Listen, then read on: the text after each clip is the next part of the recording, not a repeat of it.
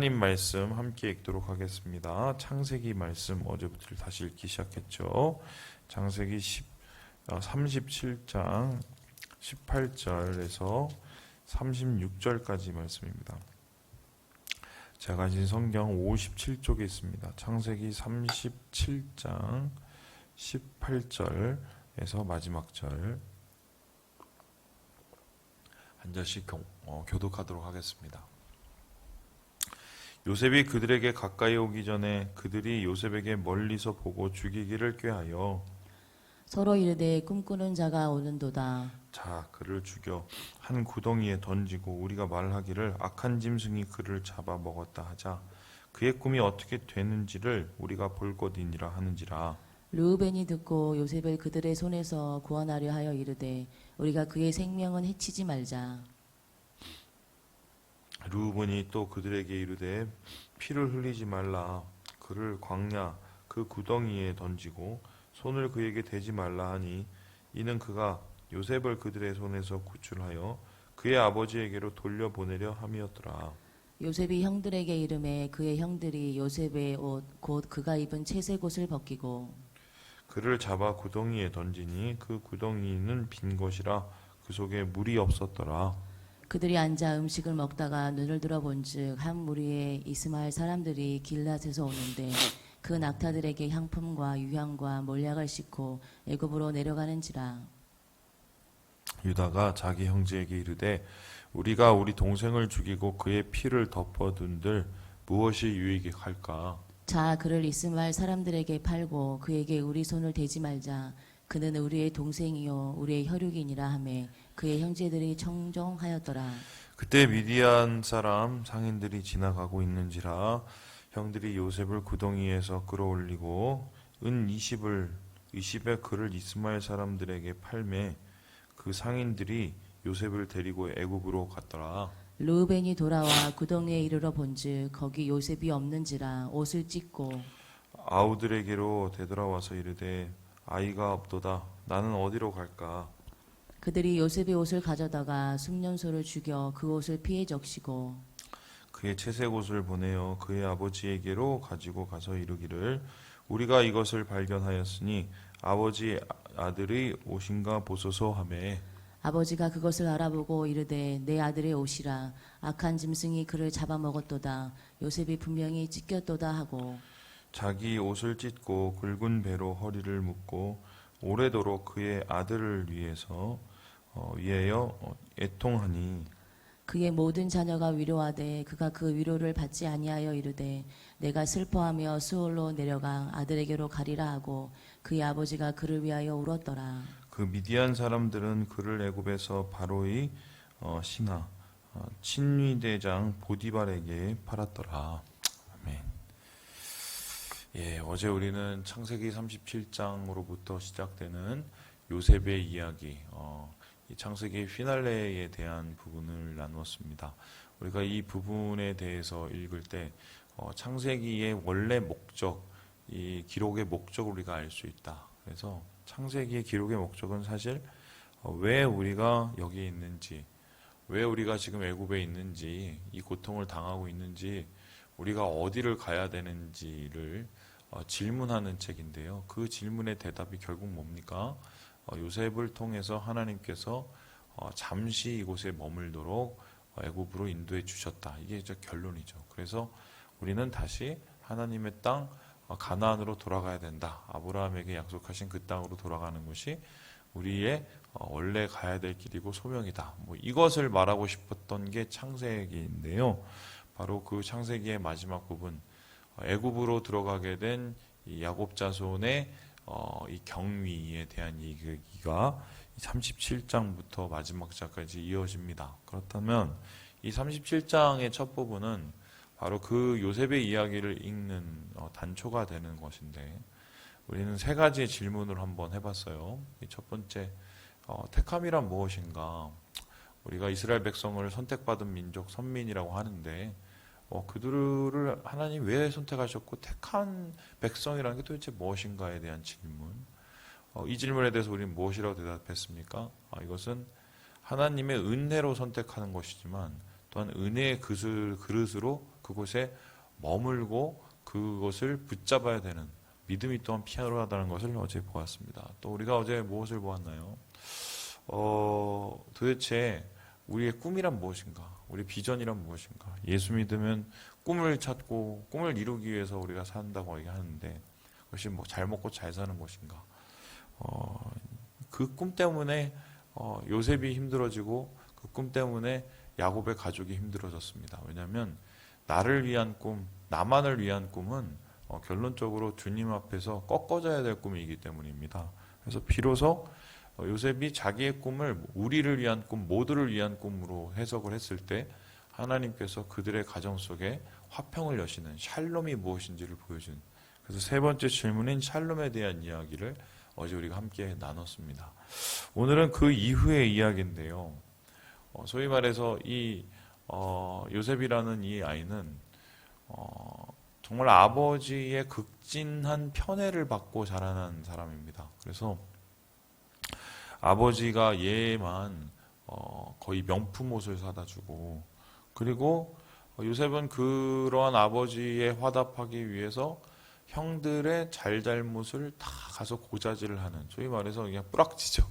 예, 그런 모습을 살았던 얄미운 인생이었었는데, 오늘 그러한 이 야곱의 편애, 그리고 요셉의 그 얄미운 행동들이 결론적으로 정말 있어서는 안 되는 이 가족의 치욕적이고 굉장히 잔인한 역사로 끝난다는 것을 우리가 보게 됩니다.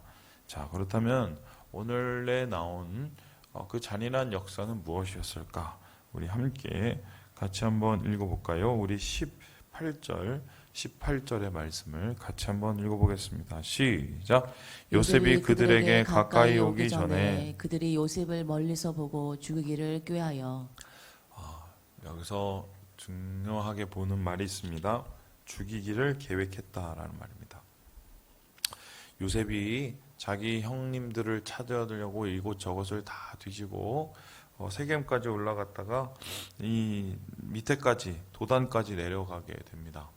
자, 그런데 그렇게 왔다는 것은 형님들이 설마 나를 미워하기는 해도 나를 죽이기는 할 소냐, 뭐 이런 당연한 생각을 했겠죠. 형제인데.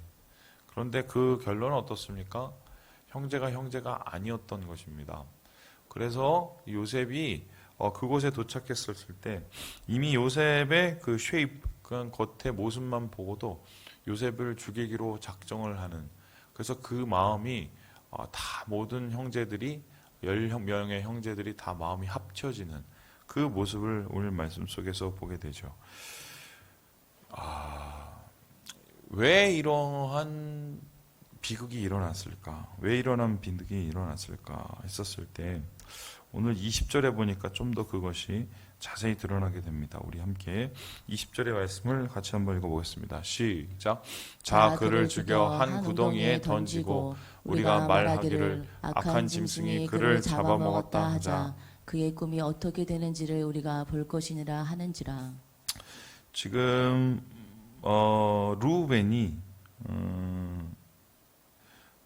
그 전체의 그 리더인데요. 전혀 리더답지 않은 행동들을 보이고 있을 뿐만 아니라 지금 보세요. 구덩이에 던졌다라고 얘기를 합니다. 구덩이에 던지자. 여기서 말하는 구덩이라는 것은 이제 물을 저장해 놓는 저수조입니다. 이게 이제 거기는 석회석 지대가 많기 때문에 그걸 파기가 되게 쉬웠어요. 근데 그것을 파괴되는 경우에 보통 얇게는 2m, 보통의 경우는 5m, 그리고 깊게는 8m 정도를 파내려갑니다. 그러면 지금 이제 요셉을 어떻게 죽이려고 했냐면 자기의 피를 묻혀 손에 피를 묻히기가 싫었으니까 한마디로 구덩이에다 집어넣고 말려 죽이려고 했던 거예요. 굶겨 죽이려고 했던 거예요. 잔인하죠.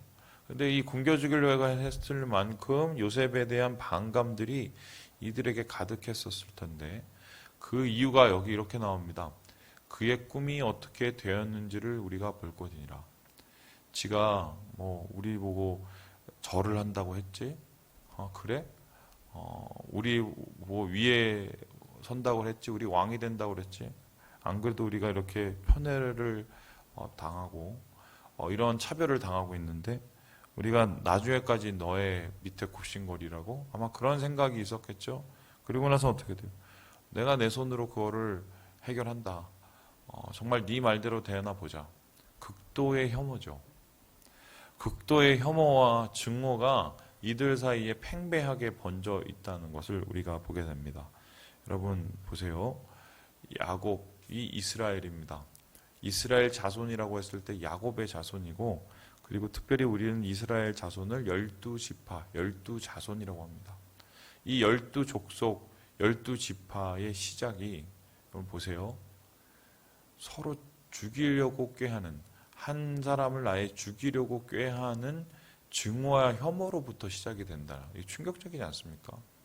그 이후에 이 12지파가 하나가 돼서 가나안을 향해서 가고 가나안에 정착을 했고, 그리고 그 정착한 나라 속에서 사사를 세우셔서 하나님이 통치를 하셨지만, 사실 그 사사의 시대가 끝이 어떻게 끝납니까? 베냐민이라는 한 지파를 완전히 괴멸시키는 거로 끝나버립니다. 이것은 사실 이미 이 12지파, 12자식들, 12자손들에게 시작되었던 증오와 혐오의 역사였어요.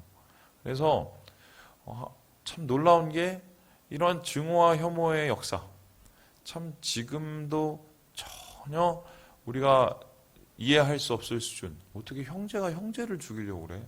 그것도 굶겨 죽이려고. 이게 쉬워요? 근데 그러한 역사를 가진 이 민족인데 하나님께서 이 민족을 선택하셨다는 것도 참 대단하시고, 그리고 이 민족을 통해서 하나님께서 예수 그리스도를 예비해 주셨다는 것도 참 대단하지 않습니까? 여러분, 그런데 오늘의 이 장면은 어디서 많이 본 것과 같은 느낌이 들 겁니다. 어디죠? 바로 인류가 에덴에서 쫓겨나 에덴의 동쪽에서 처음 생활을 했었을 때 인류의 최초의 자녀들, 인류의 최초의 형제가 저질른 어때요? 살인입니다. 가인과 아벨의 사건. 가인이 아벨을 돌로 쳐 죽이는. 그때도 어떻게 됐습니까? 하나님께서 자기의 제사는 받으시지 않으시고 아벨의 제사만 받으시는 것에 승질이 나서, 그 성질난 것 때문에 어떻게 해요? 극도의 혐오의 감정이 올라오죠. 그 혐오의 감정, 증오의 감정을 해결하지 못하니까 결론적으로 어떻게 돼요? 말도 안 되는 인류 최초의 살인이 일어나게 되는 것입니다. 그래서요, 우리가 항상 고민해 봐야 되는 문제는 무엇이냐? 이 증오와 혐오의 감정이 얼만큼 우리에게 파괴적인지를 돌아보게 됩니다. 한 가정을 엉망진창으로 자기 동생을 죽일 수도 있는 것이, 그것이 증오와 혐오의 감정이에요. 제가 이번 주에 여러분에게 그런 설교를 했습니다. 잘 들으셨는지 모르겠고 제가 잘 전했는지 모르겠지만, 여러분 이 땅의 역사를 보면 항상 그래요. 우리나라도 마찬가지고 또 세계를 마찬가지고 사람이 불안해하잖아요. 사람이 또 뭔가 공포심이 있고 염려가 오죠. 그럼 염려와 그 공포와 또 여러 가지의 불안한 감정을 해결하기 위해서 인류 역사는 꼭 어떤 것을 했습니까? 희생양을 찾고 자기가 혐오하고 증오할 만한 대상을 고릅니다. 그 대상을 골라주고 그 대상을 향해서 같은 이 증오의 감정을 키우게 하고, 그리고 그 증오의 감정으로 파괴하게 만드는 그 작자들이 대부분 정치인들이에요.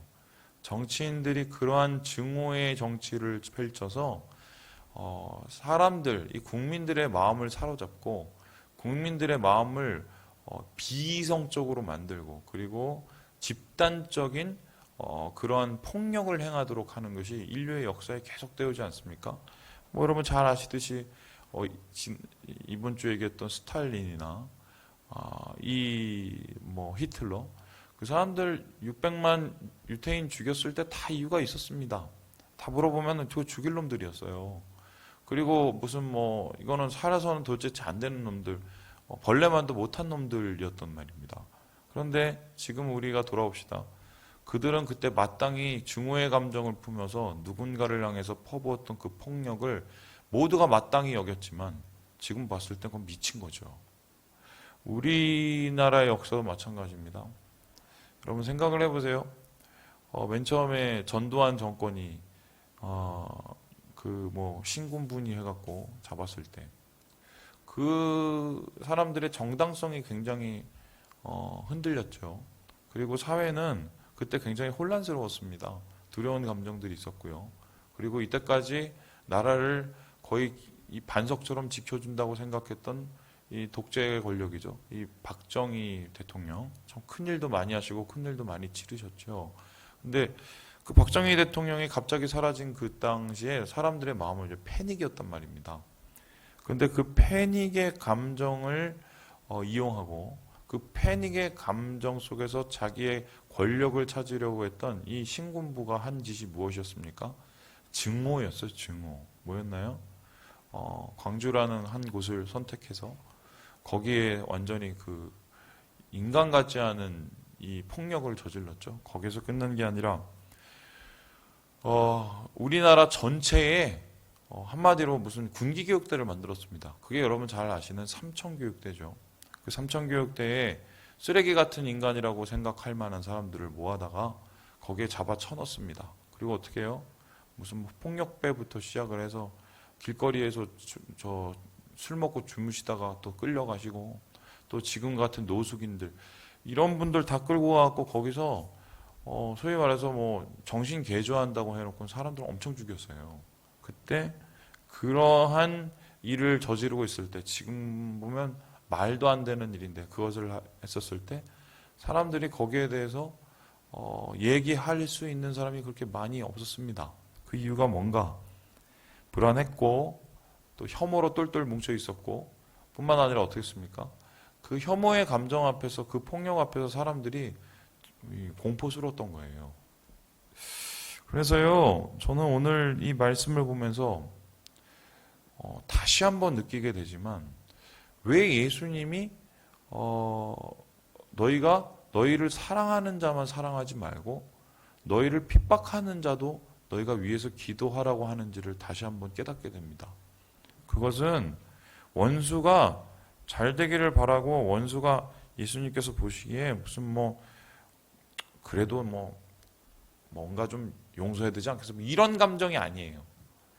혐오의 감정이, 증오의 감정이 우리의 마음을 사로잡을 때 그 쓰디쓴 열매의 결과가 이미 성경에도 나타나 있고 우리의 인류 역사가 그것을 말하고 있기 때문인데요. 예수 믿는 사람은 우리 마음속에 혐오의 감정, 이 증오의 감정이 품고 있으면 예수님이 계실 수가 없어요. 왜 말씀 묵상이 잘 안 되는 줄 아세요? 왜 우리가 예배 드릴 때 자꾸 우리가 이 정신이 산란해지고 또 하나님의 은혜를 우리가 못 누리고 이유가 뭔지 아세요? 마음속에 해결나지 않은 혐오와 증오의 그 무엇이 꿈틀거리고 있기 때문인데요. 바로 그러한 증오의 감정을 통해서 결론적으로 이 사람들은 그 증오를 해결하기 위해서 동생을 죽입니다. 죽이려고 해요. 그런데 그 끝이 어떻게 끝납니까? 루벤이라는 형이 와서 그냥 몰래 구출해 나가려고 합니다. 이유가 뭐냐면 아버지한테 혼날까 봐. 동생 생각은 1도 없어요. 그런데 결론적으로 어떻게 돼요? 우리 함께 말씀을 같이 한번 읽어보겠습니다. 예, 우리 28절의 말씀을 같이 한번 읽어보죠. 28절입니다. 28절 시작. 그때에 미디안 사람 상인들이 지나가고 있는지라 형들이 요셉을 구덩이에서 끌어올리고 은 20에 그를 이스마엘 사람들에게 팔매 그 상인들이 요셉을 데리고 애굽으로 갔더라. 그나마 온건한 혐오, 온건한 증오를 가졌던 이 유다가 자기 동생을 돈 받아먹고 팔았습니다. 이 은 20이라는 건 그 당시에 이 노동자 이 연봉의 한 2, 3년 되는 치인데요. 그것을 팔아버려요. 자, 그렇다면 제가 질문을 해볼게요. 그들이 이렇게 다 팔고 나서 돈을 두둑히 챙기고 10명이서 그것을 다 찢어 나눴을 때 예를 들어서 한 몇백만 원씩 다 가졌겠네요. 집으로 돌아왔을 때 행복했을까요? 아이고 그 녀석 얼굴 안 보니까 속이 시원하다. 그냥 속이 시원하네. 이제는 뭐 장난 못 치겠네. 그러면서 평생을 다리를 쭉 뻗고 잤을까요? 돌아왔더니 야곱이 그 이야기를 듣고 야곱에게 거짓말을 하죠. 동물에게 찢어 죽었다고.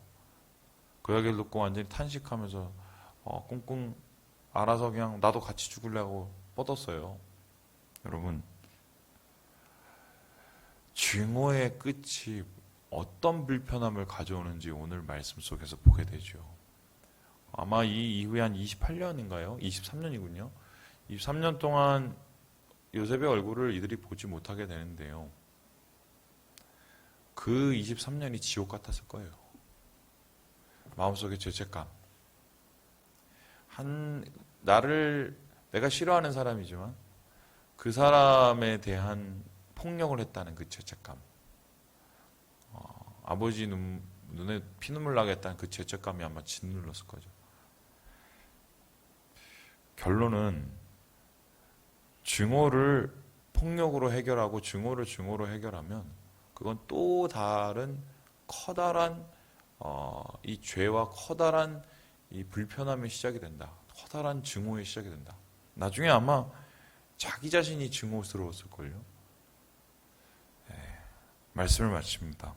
여러분, 우리가 누구를 용서하는 이유는 그 인간이 잘해서 용서하는 게 아니에요. 내 마음속에 주의 거룩과 하나님과의 은혜가 그치지 않기 위해서 우리가 우리의 마음을 용서하는 겁니다. 우리의 마음을 풀어놓는 겁니다.